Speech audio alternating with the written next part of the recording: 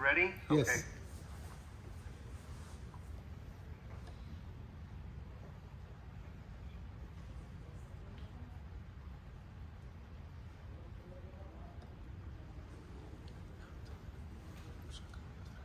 Recording in progress.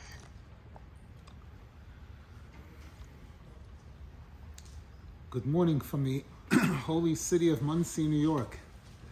Actually, New Hempstead. We're continuing the Shiur in Chayei Moharan. We're in the middle of this section that speaks about Rabbeinu Zal's Mokoim Leidosoi, his birthplace, and his travels, some of his travels. We're up to paragraph 11 in Chayei Moharan, or in some versions it's paragraph 114. Today's learning is dedicated Lili Nishmas, Rezel Bas Shol, whose yahrzeit was yesterday on Shabbos, on the 12th of Sivan, and also Lili Nishmas Tuvia Rabbi Yisrael Yitzchok, Yerachmiel Daniel ben Gedalia, and Rosa Bas Itamar, and for a complete refuah shalema for all those that need it, especially Shimon Eliezer ben Rochel, Hindachasa Bas Chana, Shlomo Nissen ben Mazel, and all the others, Chaviva Chana Bas Galia, all those that need a refuah shalema. Edith Bas Miriam Brindle. Okay.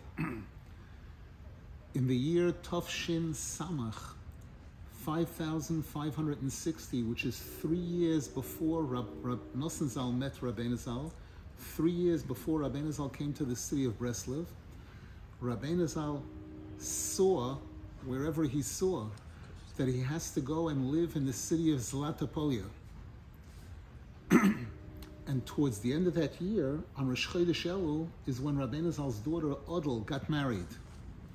The wedding took place in the city of Chamelnik, which is where his Mechutan was from, and the Rebbe was there with his whole family. His mother Fega attended, and at the time of the Chasana, she said she saw the Baal Shem Tov, and it was known that her brothers, the Degel Machne Ephraim and Reb Baruch, respected her as one of the Nevi'im. She had definitely had Ruach HaKodesh, the Rebbe's mother.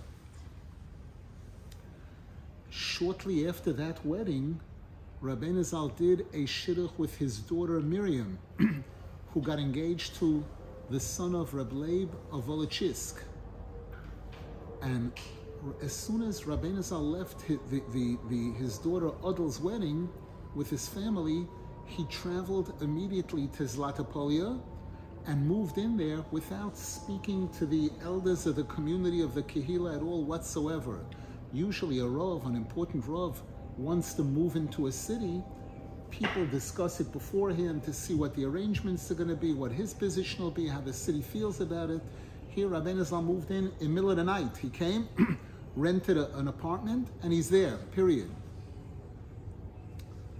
Despite that, the people of the city received him with tremendous kavod, and that Rosh Hashanah, we're talking about in the middle of Elul now, Rosh Hashanah, they invited him to come daven in the main shul and to be in charge of the chazonim, the Baal Tfilos, the Baal Tekeya, everything.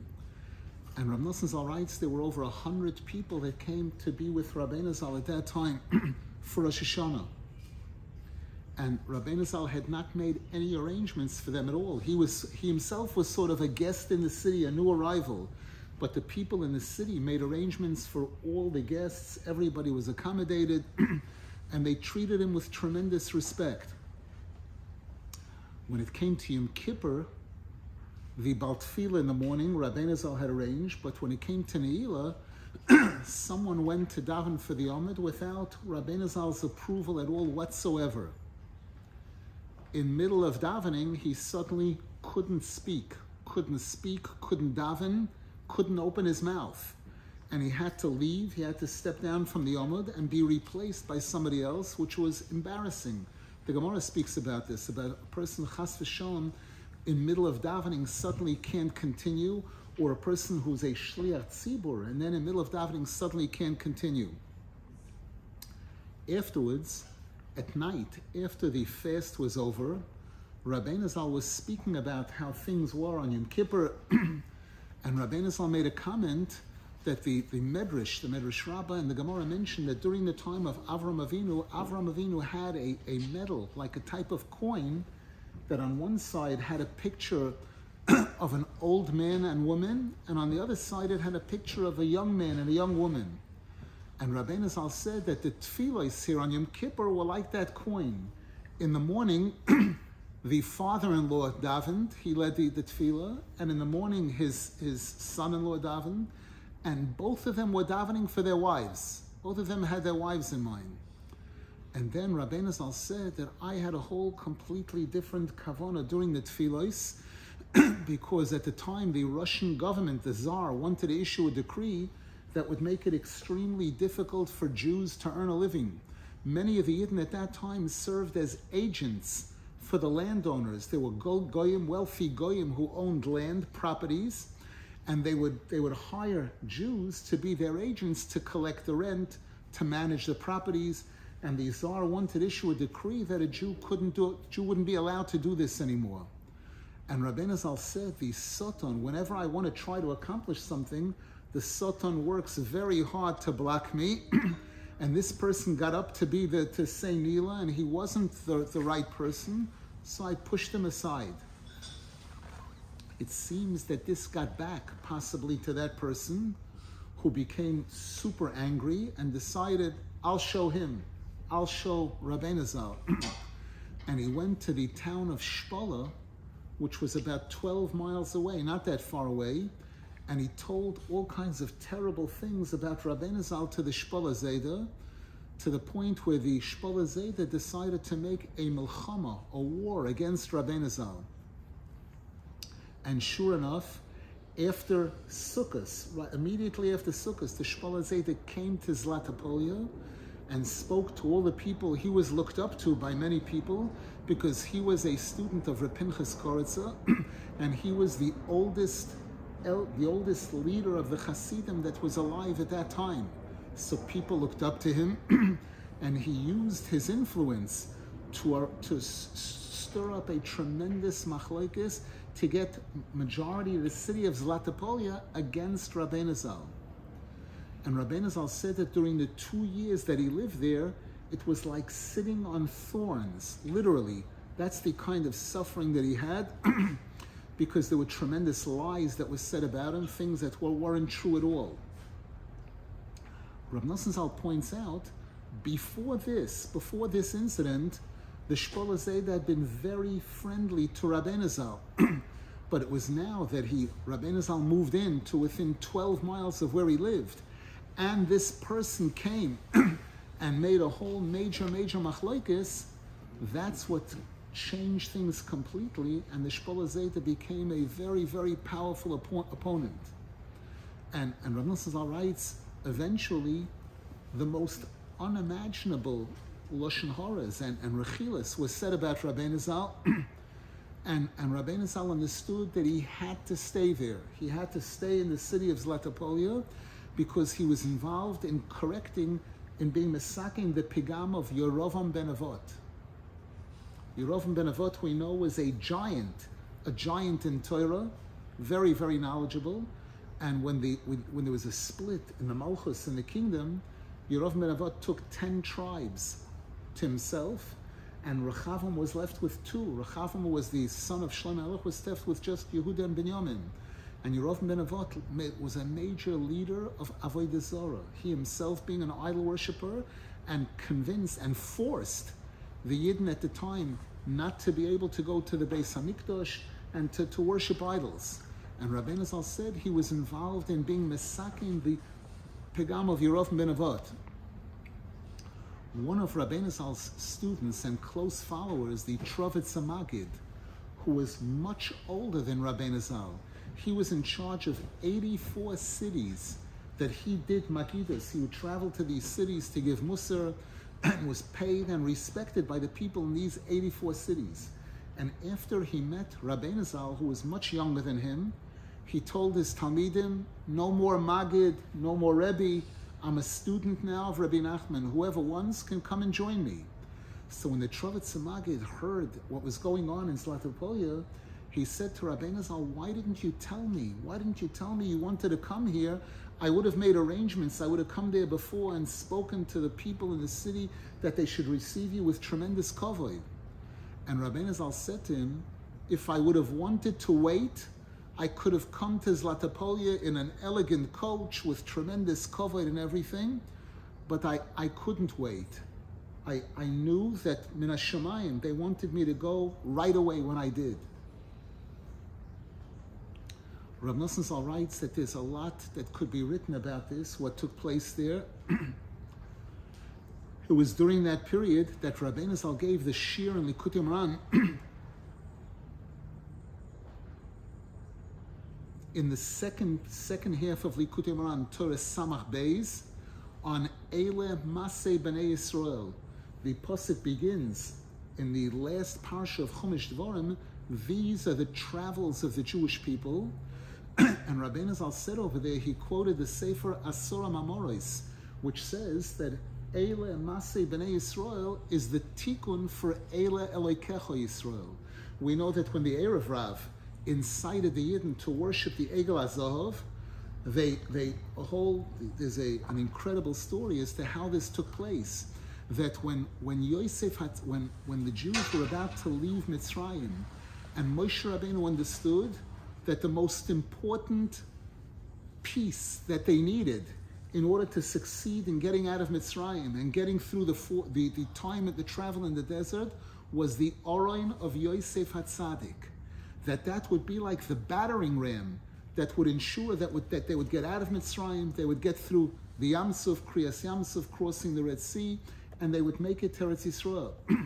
But the Egyptians also understood the chashivos of Yosef HaTzadik. We know that the Paroi said that now that I heard the way you interpreted my dream and all of the others weren't able to do it, Ein chacham v'novoim kamoicha. I see that there is no one as smart as you are, no one that has the divine spirit of Hashem, Ruach HaKodesh, like you. So Paroi recognized this. And then when they had the 7 years of plentifulness and the 7 years of famine, which could easily have wiped out Egypt and wiped out the world at the time, it was the advice of Yosef HaTzadik that saved Mitzrayim and saved the world at the time, where he told him that during the time that things are plentiful, don't use up everything, put it into savings, store up tvua, grain and everything, so that the land of Egypt will survive those 7 years of famine. They did it, they followed his advice, and they were saved. So a person would say, anybody could come up with that. The Gemara says that the Egyptians heard about this, and they said, we're not just going to rely on him, we're also going to put away grain and everything. The Gemara says all of their grain spoiled, all of their grain rotted, and the only thing that remained was the grain that Yosef HaTzadik had set aside to sustain Egypt during those 7 years. So the Mitzrayim recognized the greatness of this tzaddik. They had emunah tzaddikim.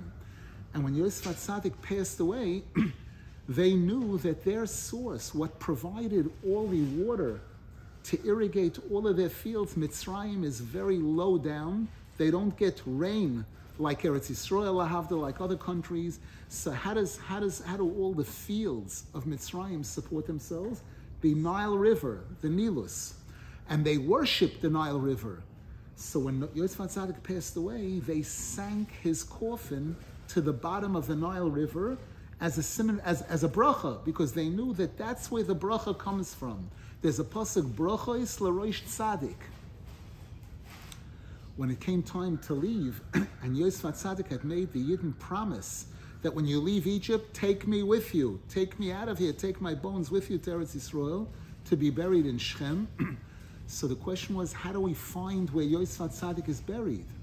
So it's brought that Serach Bas Osher, there was one woman who was still alive from the time of Yosef HaTzadik when it came to the Yidden leaving Mitzrayim hundreds of years later, and she told Moshe Rabbeinu where the coffin of Yosef HaTzadik was. It's sunk to the bottom of the Nile River. How do you get it out? So it's brought that Moshe Rabbeinu knew a name of Hashem, one of the names of the Shemayin Beis, Yud Lamed Yud, is one of the 72 names of Hashem by which a person could effect a miracle to bring up this coffin from the Nile River. he took a piece of clay and he inscribed this name of Hashem on it, and he wrote the words Alei Shiur, rise up, ox, because Yaakov Avinu had compared each one of his children to a different animal. Yehuda was the lion, Binyamin is a wolf, Yosef HaTzadik was called Bechor Shorei Hodoloi. So he put these words Alei Shiur and this special name of Hashem, and he tossed it into the Nile River, and sure enough, the coffin floated up to the top by itself.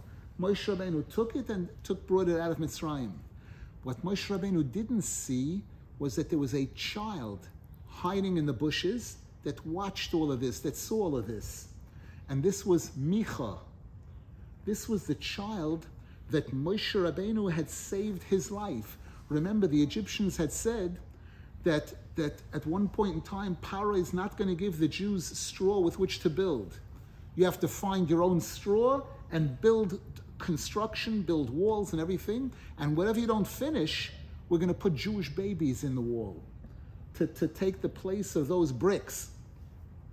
And Moshe Rabbeinu one time witnessed this. Towards the end of a day, he saw an Egyptian putting a Jewish child into the wall. Moshe Rabbeinu waited till the Egyptian left, and he was about to run over and rescue this child.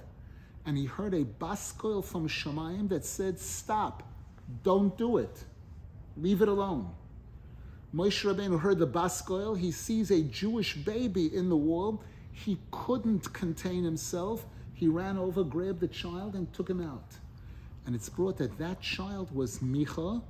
That child was the one who, when this incident happened, Moshe Rabbeinu left with the coffin, but Moshe Rabbeinu left that piece of clay on the ground. Micha, this child, took it and put it in his pocket. And later, when the Erev Rav made this Egel Hazov, they made this fire and everybody threw their gold into it and everything. This child didn't have gold to contribute. He took this piece of clay and threw it into the fire, and that's what affected this miracle, that a Shiur came out of the fire. And it wasn't just a Shiur. The Zohar HaKodesh says, they said, Eile Elokecha Yisrael, these are your Hashem. It was a combination of a Shiur and Chamoyer. It was Kilayin, which is what made it even more powerful in terms of the power of Avodah Zarah. So now, how did we get to this? The Eile Elokecha Yisrael, that the Erev Rav said, these are the new Hashem, this Shiur and Chamoyer combination that came out of this fire. So the Sefer Asorim Amoros, one of the Sifrei Kabbalah, writes that how do we correct the Pegam of Avodah Zarah? The way that we correct it is through Golus, exiles. When Jews wander, when Jews have to travel from place to place, that's suffering. We know that Eretz Yisrael is called the land of Emunah. Shchon Eretz Ure'ei Emunah. When the Emunah is in the right way, we're in Eretz Yisrael. When we're poigim in the Emunah, when we go against, when we reject faith in Hashem, we're exiled, we're evicted from Eretz Yisrael. So here, Rabbeinu Zal, the Sefer Asorim Amoros, says that the tikkun for Eile Elokecha Yisrael is Eile Masei B'nei Yisrael, the travels of the Jewish people. This refers to the 42 travels in the desert, the 42 stops that they made during those 40 years that they were wandering in the desert. And the Megal Amukos says, it's not just that. This includes all of the exiles of Klal Yisrael. The first letters of Eile Masei B'nei Yisrael make up the 4 exiles that Klal Yisrael would go through. The Aleph is Edom, which is the Golus that we are in today, which is called Golus Roimi or Golus Edom. The Mem is Modai, Porasu Modai. The Samach is, Eile Masei, but the Beis is Bovel, and the Yud is Yovon. So these words, Eile Masei B'nei Yisrael, open up the parsha in the Torah which speaks about the 42 wanderings that the Yidden had in the desert, and it's also marames to all of the exiles that Klal Yisrael would have to go through as a tikkun for this pigam and avodah zarah. And Rabbeinu Zal, during this stage of his life, when he was wandering from place to place, he lived in Medvedevka, Zlatopolia 2 years, and from there he went to Breslov, and from there he went to Rabbeinu Zal said that this wandering that Klal Yisrael goes through, and especially when tzaddikim are forced to wander like this is one of the ways that they're misaking this pigam of avodah zarah.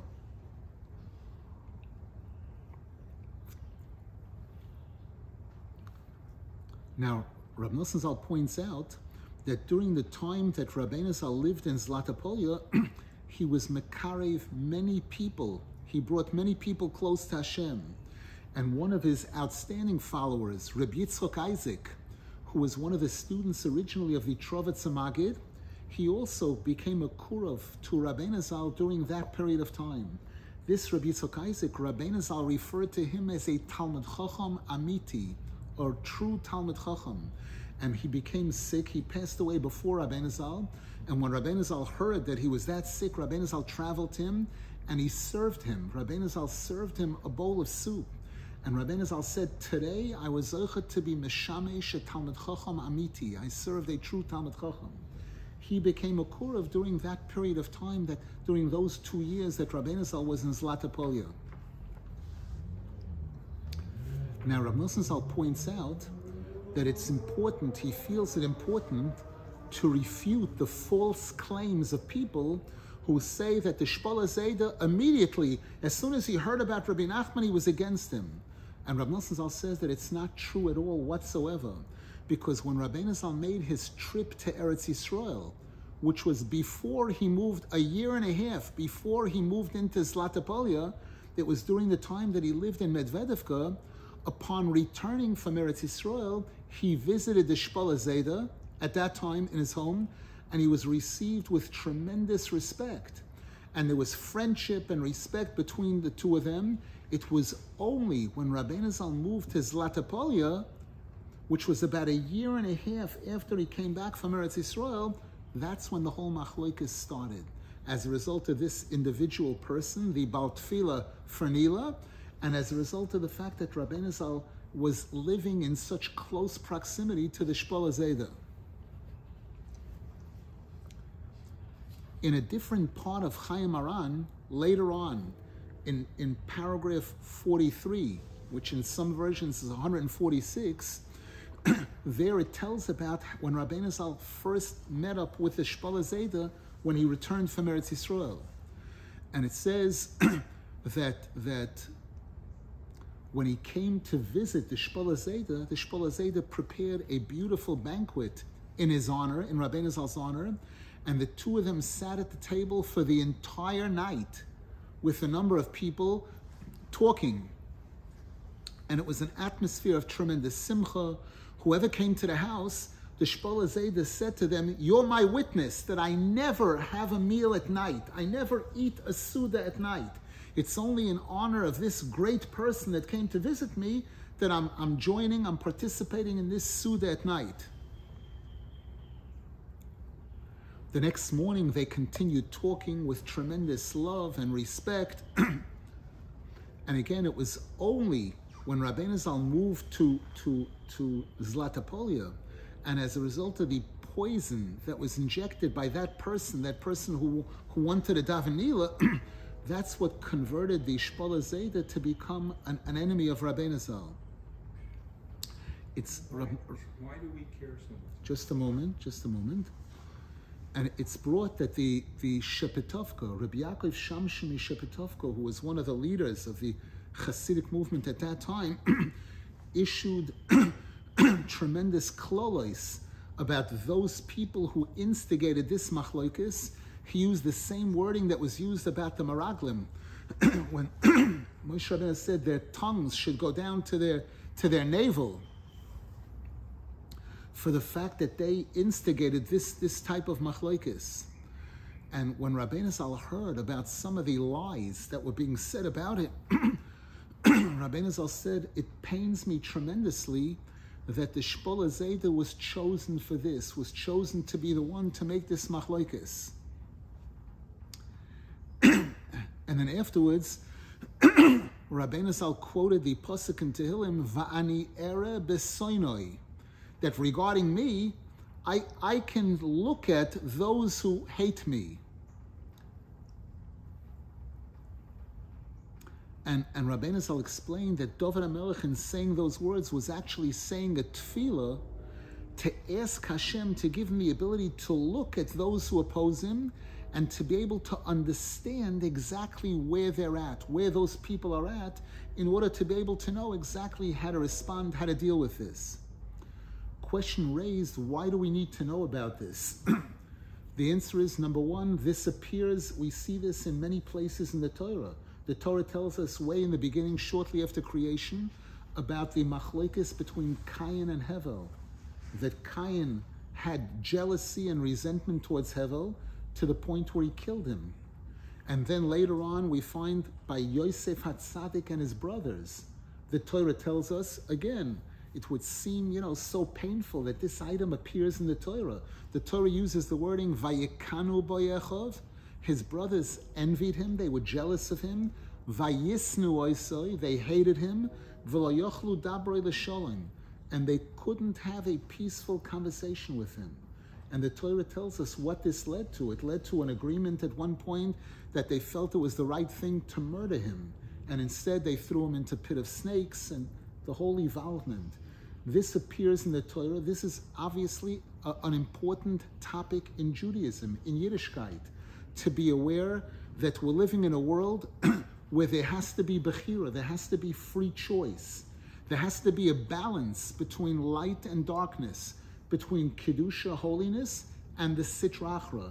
Otherwise, there's no free choice. If there's only tzaddikim in the world, if everybody loves each other, if everybody's getting along with each other, there's no free choice, really. And this is one of the reasons why, unfortunately, it had to be this way, and it has to be this way, that where there is a great tzaddik, there has to be a parallel. The Sitra Achra has to be able to establish some type of leaders in order that there should be free choice involved. And what happens is, as in the case of Yosef HaTzadik, that he was slandered. They said things about him. There are certain leaders that's not true of. For example, in modern times, let's say the Skalender Rebbe. Of course, all groups, all people loved him. So that was just a fact. So why does it? Question being raised: aren't there certain leaders that don't experience this type of opposition? Both Rabbeinu Zal and Reb Nasan are right about this. That it's especially those people who are involved in outreach, especially those people involved in outreach, in bringing people close to Hashem, not just religious people, but people who are not religious, people who are distant from Hashem. The people that are involved in that type of work, very often they're the ones whom the Yetzer Hara tries to fight strongest, because he knows that in many respects that's considered the greatest accomplishment. When a tzaddik is able to take someone who's very far from Hashem and bring him close, that makes a much greater splash in heaven than when a person is teaching people that are religious, that are observant, he's making them more religious, that kind of thing. The Zohar HaKodesh credits Yisroi. The fact that Hashem came down on Har Sinai in this incredible public display of the greatness of Hashem, the Zohar HaKodesh says that was only able to take place as a result of the fact that Yisroi, the Pope, came and said, I recognize that Hashem is greater than all the idols. And the Gemara says he was familiar, he had worshipped all the different idols. When someone like that came and expressed faith in Hashem and recognition of Hashem, that's what brought about this incredible Kiddush Hashem, Matan Torah on Har Sinai. Any questions? Sure, just a moment. Questions in the chat, please.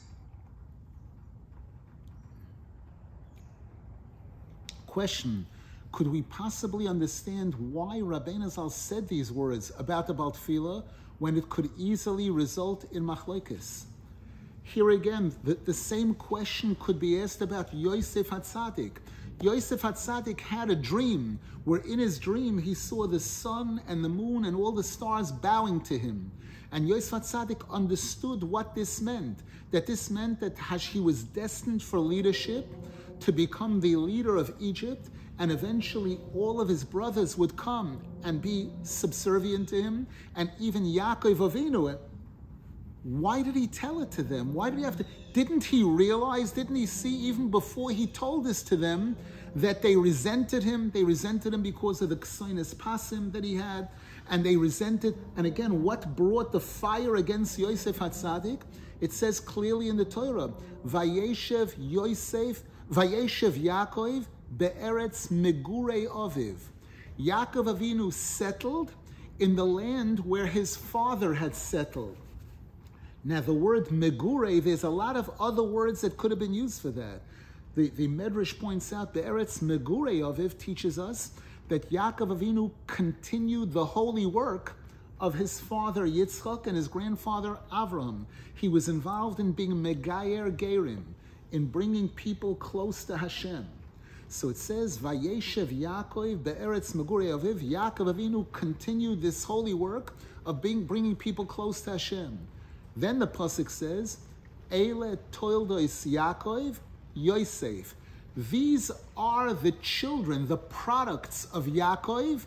Who are the products of Yaakov? Yosef. Yosef ben Shvas Reishana, Yosef HaTzadik was 17 years old. Hoya v'hu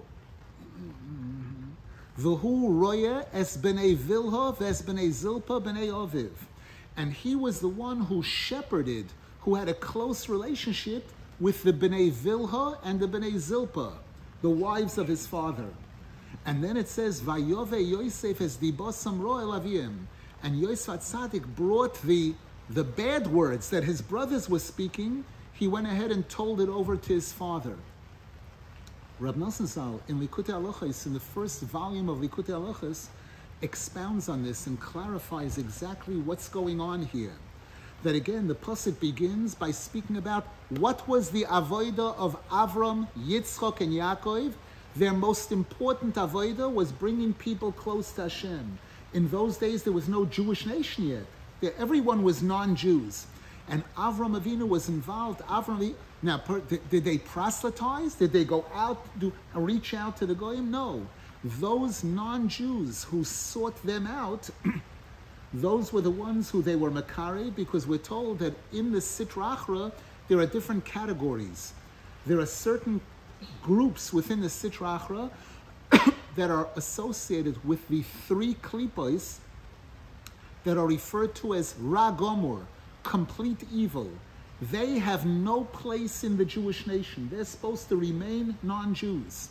When in the vision, we just read this on Shavuos, the Haftorah that we read on Shavuos morning, where Yecheskel Hanavi saw a vision of the throne of Hashem, and he saw these different forces of Tumah. He saw an Anon Godol, a great cloud, and an Eish Mislakachas, a black fire, and a Ruach Sa'ara, a storm wind. And the Gemara and the Sifrei Kabbalah tell us that these refer to three major categories of Tumah, of the Sitra Achra, that surround the throne of Hashem. And it says, then he saw Noiga, a twilight, a type of mixture of light and darkness surrounding the throne. And the Sifrei Kabbalah explain that those three that I mentioned earlier, they represent a Ra Gomor that cannot be integrated into Kedusha, into holiness.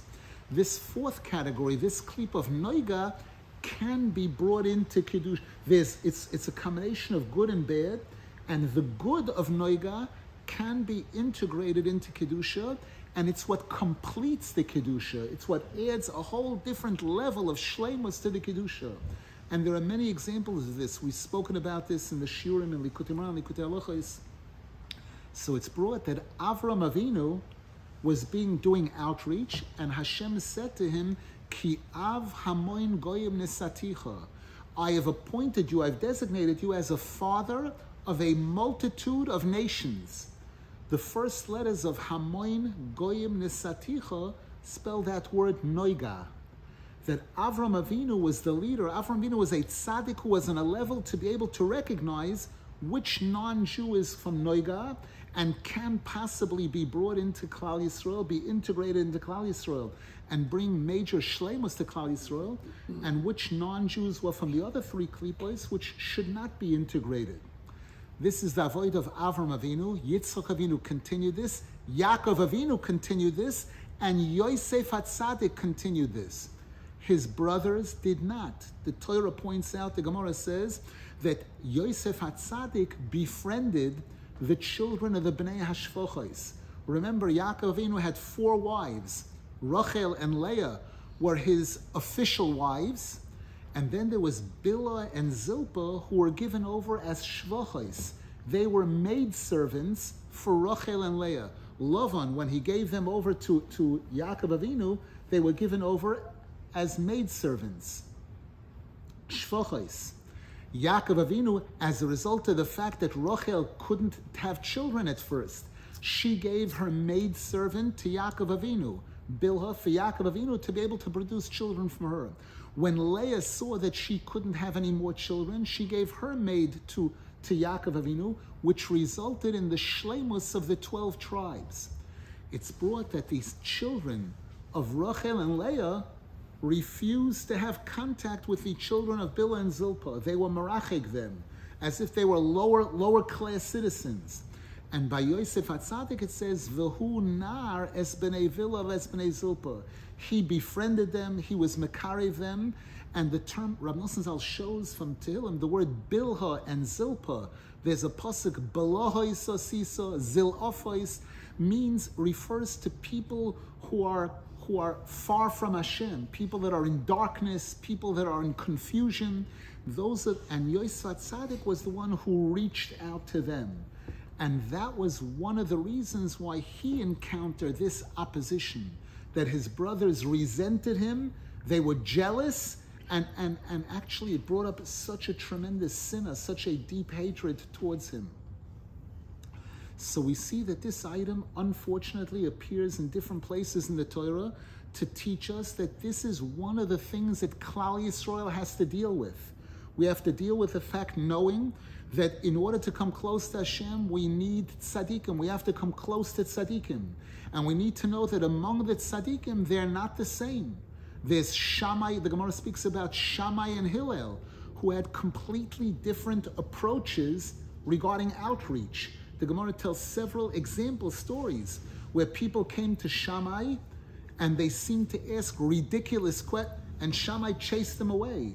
And Hillel, on the contrary, because of his extraordinary humility, he was able to even be mekarev even those people. And this is a major theme throughout the Torah in all different places.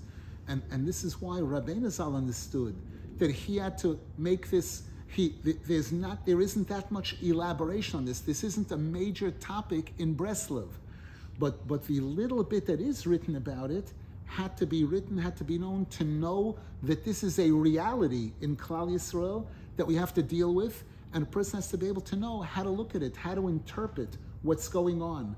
In certain cases, when we see there's a concept of machloikes between tzaddikim, where tzaddikim disagree on certain approaches, certain halachas, that could be an item of holiness.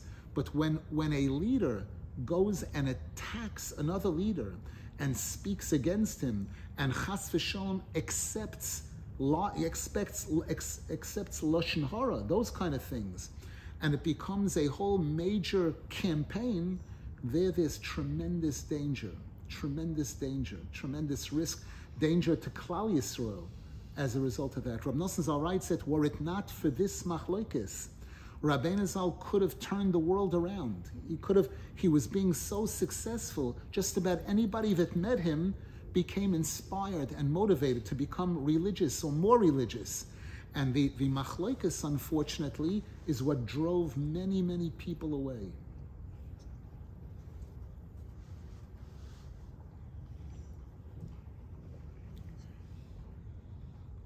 Is it okay to comment? Just a moment.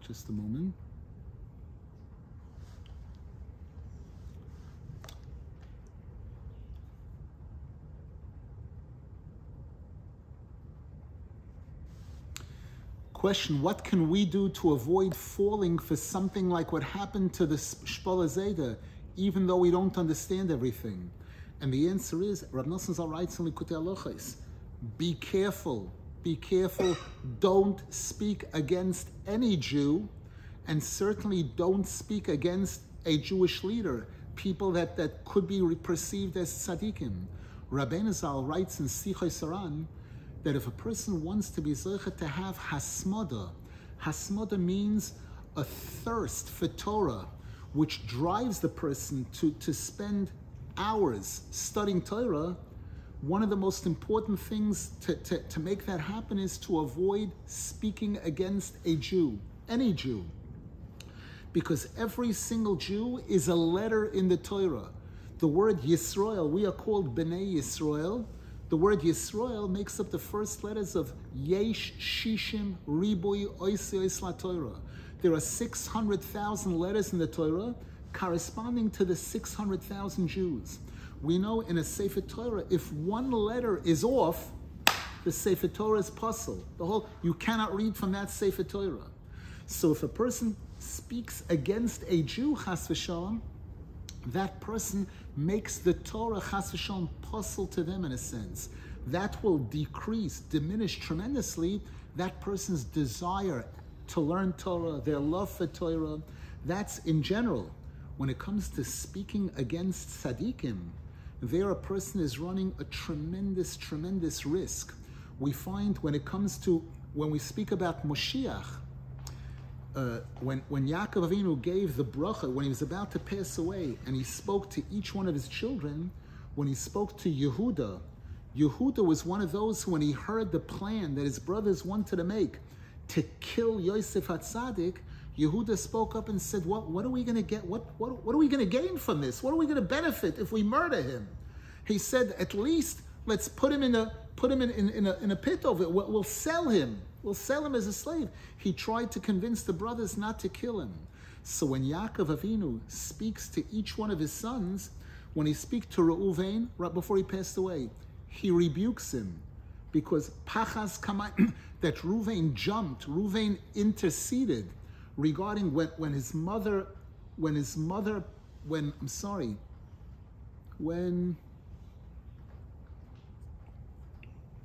Rachel Imenu passed away, and Yaakov Avinu moved the bed of Bilhah into his tent, Reuven became upset at this, that maybe Rachel was a challenge to his mother, but Bilhah, and he tried to replace the bed of Bilhah with his mother's bed, Leah. And this was a mistake, that he was interfering with Yaakov Avinu, his father, who certainly knew what he was doing. So Yaakov Avinu rebukes him. Shimon and Levi, who killed out all the people in Shechem, Yaakov Avinu rebukes them. When it comes to Yehuda, Yaakov Avinu says, Yehuda, ato yoiducho achecho. You are the one who is praiseworthy among all your brothers. And one of the things he says there is, miteref beni olisa, because you removed yourself from tearing up my son. When your brothers wanted to kill Yosef HaTzadik, you stayed out of it. It's brought that the first letters of miteref beni olisa make up the first letters of the name of Moshiach. The Gemara says, what is Moshiach's name? His name is Menachem ben Amiel. That's the name of Moshiach, Menachem ben Amiel. The first letters of Menachem ben Amiel are the first letters of Miteref beni Olisa. And the Meforshim point out that it was this quality, the fact that Yehuda did not get involved in this machlokes, he didn't join the machlokes, because of this, he is zoicha that Moshiach comes from him. So there's a tremendous warning for a Jew to avoid machlokes, avoid speaking against other Jews, and certainly speaking against someone who might be a tzaddik. We mentioned last night was Motzoi Shabbos. Motzoi Shabbos, there's a custom, these miras of Motzoi Shabbos revolve around Elianovi, because we know that Elianovi can't come on Shabbos, and right after Shabbos, Moshiach cannot come on Shabbos. And therefore, as soon as Shabbos is over, we want to remind ourselves that we're looking forward to the coming of Moshiach. So the Zmiros of Saturday night revolve around Elianovi. Elianovi was one of the greatest Jews that ever lived. The Gemara lists him as one of the few who left the world without death. And the Torah tells about how he brought a dead person back to life, incredible things. Eliyahu, at one point when the Jews were worshiping idols, he got very angry, and he took, the Gemara says, he was mispal that Hashem should give him the key to rain, and he withheld rain. He created a famine where there was no food to eat. People were starving because when he went to Achav, who was leading the idol worship at the time, and Achav mocked him, we're worshiping idols, you can't do anything about it. And he said, I can't do anything about it. The Torah says, you'll worship idols, I'll show you. And he was mispal, and he got the key to rain, and he shut down the rain from the Jewish nation at the time. And the Torah says that at one point, Eliyahu went to Hashem, and he said that Ozvu es brischa, the Jews have forsaken their commitment to you. And it's brought that Hashem said, Ozvu es brischa, you're saying my children left the bris? Just for that, every bris of a Jewish child is going to be Kisei Eliyahu. You're going to be present there to be able to see. Now, Eliyahu is called Amitai, the Ishoemes. He's called the Ishoemes. He was telling the truth. He was telling the real truth. They were worshiping idols. But there's a Satan, there's the Yetzer Hara that prosecutes Jews. His job is to come to Hashem and tell Hashem the bad things we're doing. When Eliyahu did this, Hashem said, now for that, you're going to have to be present at every single bris to see that my children are making a bris milah. And then it says that Hashem told Eliyahu, prepare your student Elisha to take over. And the Zohar Kodesh says, what's going on here? The Zohar Kodesh says that, again, one of the worst things that Hashem dislikes is when a person speaks against a Jew.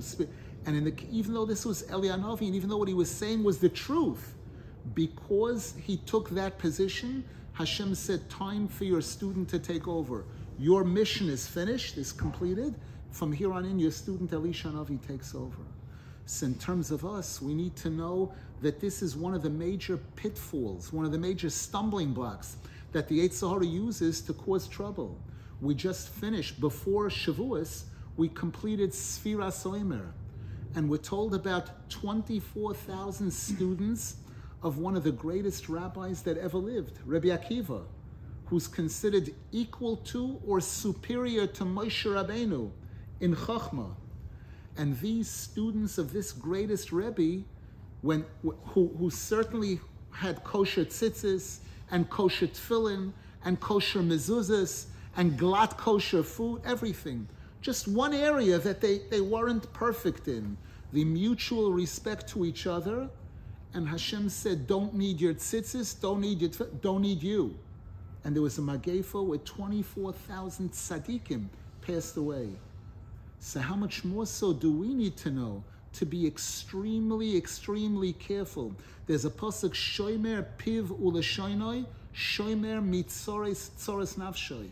A person who watches his mouth and tongue will save themselves from all kinds of suffering. Rahman al-Islam. Any other questions before we continue? Yeah.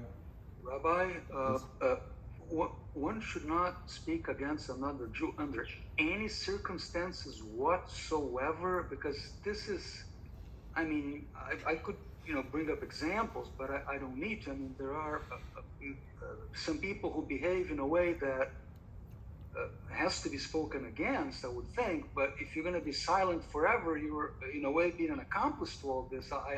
The Chofetz Chaim has been a challenge for me. So I don't know. I mean, very good question, very important question. One of the greatest tzaddikim, Rabbi Elazar Rabbi Shimon. Rabbi Elazar, the son of Rabbi Shimon Bar Yochai Zal, who was mentioned throughout the Gemara hundreds of times. The Gemara says he was so great that after he passed away, after he died, he wasn't buried. His wife had him locked in a room in the house. And whenever the rabbis had any questions that they couldn't answer, they would go to the house of Rabbi Elazar Rabbi Shimon. They would stand at the entrance to that room. They would ask the question, and they would get an answer. when he was no longer living. This is a Gemara in Bava Metzia. The Gemara says at one point somebody looked into the room and they saw the body. They saw Rabbi Elazar Rav Shimon, and they saw that everything was complete except that there was a hole behind his ear, a hole that a worm had bored a hole into his head. And the student asked, what is that about? And the Gemara says, because he was once present when a Talmid Chacham was being slandered, was being insulted, and he didn't respond, he didn't say anything. Because of that, he was punished in a sense that the worm was able to affect him in this way. There's a time to be silent, there's a time to speak. But again, this is so delicate, and this is not something that we can decide on our own. It's only the greatest of tzaddikim who know when to say something. In this case, Rabbeinu Zal made certain statements, and again, not many, but Rabbeinu Zal spoke a little bit about the Shpola Zeda. When Rab Nasan Zal encountered the incredible machlokes that he suffered, which was hundreds of times more severe than what Rabbi Nachman, what Rabbeinu Zal went through, also he spoke very, very little about it. It was very rare that he made a statement, but there were once or twice that he did say certain things that were very powerful.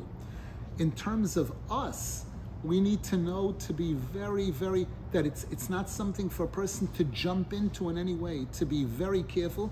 If a person is asked, let's say, about whether a person is allowed to eat in a certain place or to associate with someone, and you know that that person is a dangerous person, dangerous physically or dangerous spiritually, but again, only if you really, really know what you're saying, then a person would be allowed to tell that person, maybe it's possible that you're not supposed to eat there, or you shouldn't go there because you could be harmed, that kind of thing.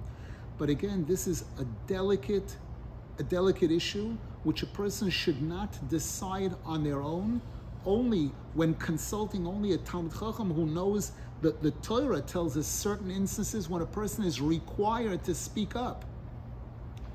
And only then, possibly, to give the right response.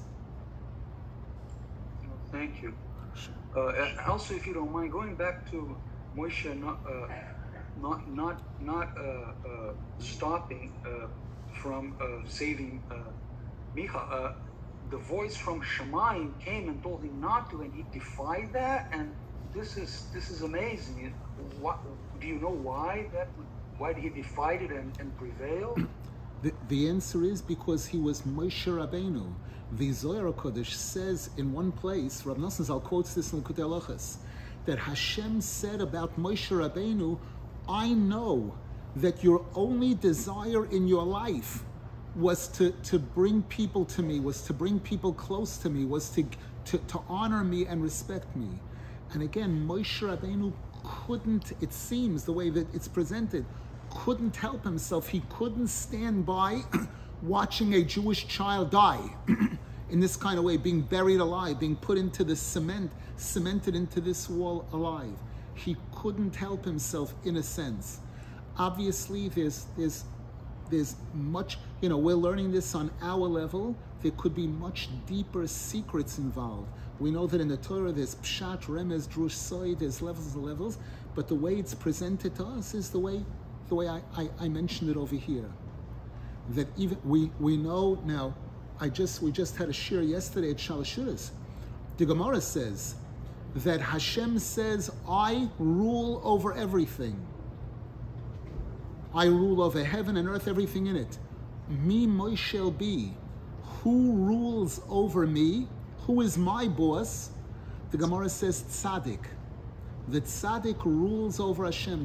This is a Gemara in Moed Katan, page 16, side B, I believe, where the Gemara says tzaddik Moshel beyiras Elokim, that the tzaddik rules over Hashem, that Hashem issues a decree, and Hashem gives the tzaddik the authority to override that decree. So we know that a tzaddik does have that power, does have the ability. Usually tzaddikim use it successfully and properly. There are certain rare occasions where there could be an aspect of a mistake. Another example of this is regarding the Erev Rav. The Torah tells us that this is something that Moshe Rabbeinu did on his own, in a sense, allowing the Erev Rav to join Klal Yisrael when they left Egypt, because Moshe Rabbeinu wanted so desperately to bring new customers to Hashem, new clients.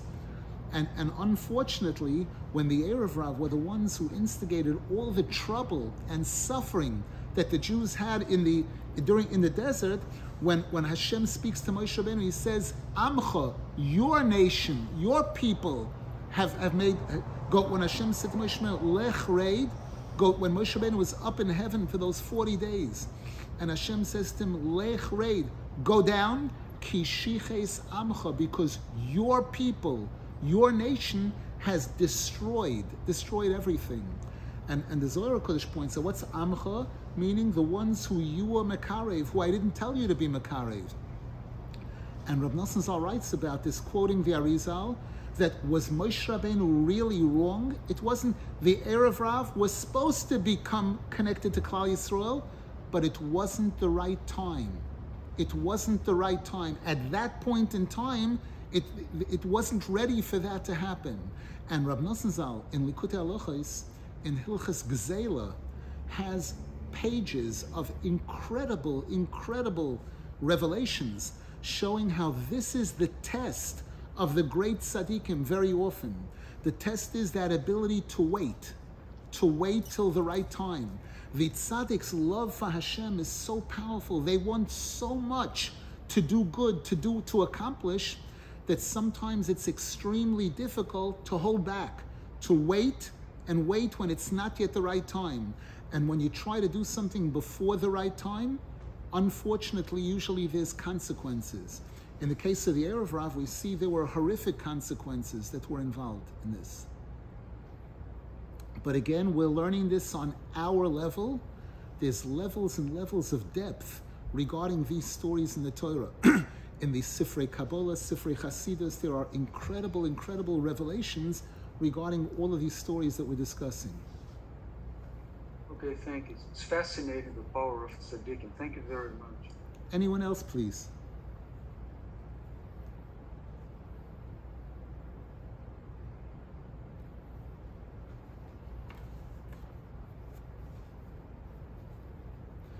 Just one more note to close this story. In the summer, before Rabbeinu Zal left Zlatopolya, around Elul time, that was shortly before Rosh Hashanah, is when he left Zlatopolya and moved into Breslov, where he lived for the next 8 years. That summer, before he moved out of Zlatopolya, Rabbeinu Zal was in Berdichev, together with his father, Reb Simcha, and this was at the time when the opposition from the Shpola Zayda was in full gear, very powerful.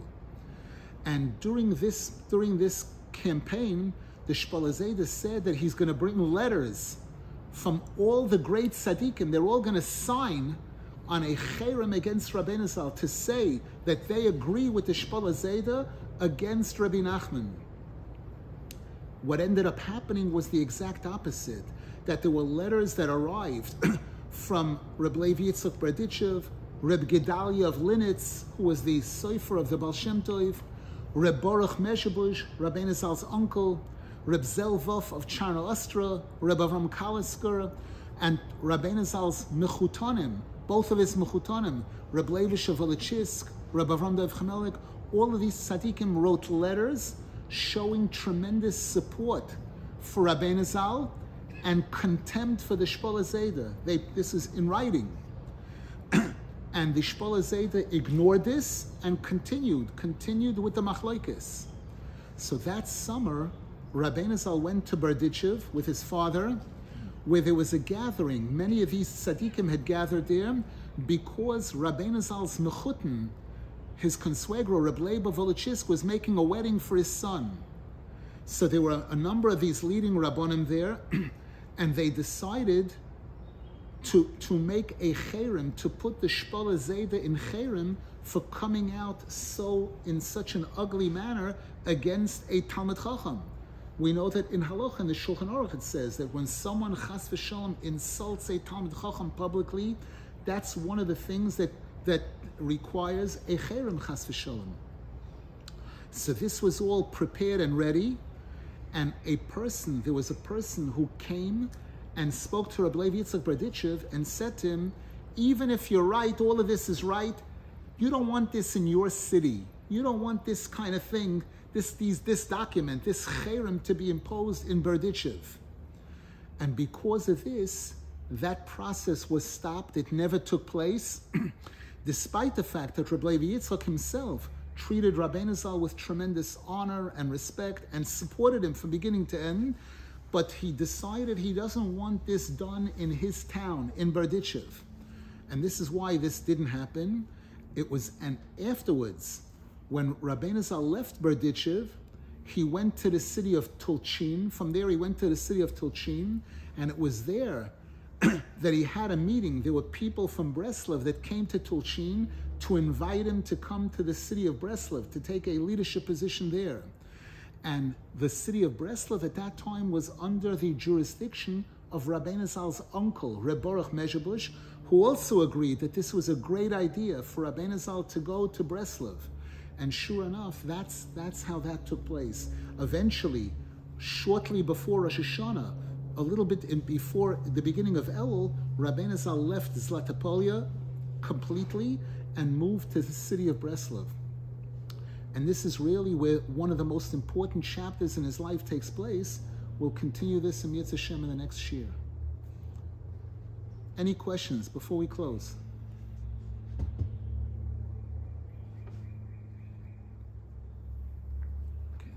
Wishing everybody a wonderful week. We should be zeicha to have shalom in Klal Yisrael. We should be zeicha that all of Klal Yisrael should recognize the greatness, how desperately we need the tzaddikim, and to show the proper respect and faith in them, and be zeicha through their tefillos and their support to get to see the coming of Mashiach, the being Beis Mikdash, Me'er V'Ameinu, Amen V'Amen. Thank you. Thank you.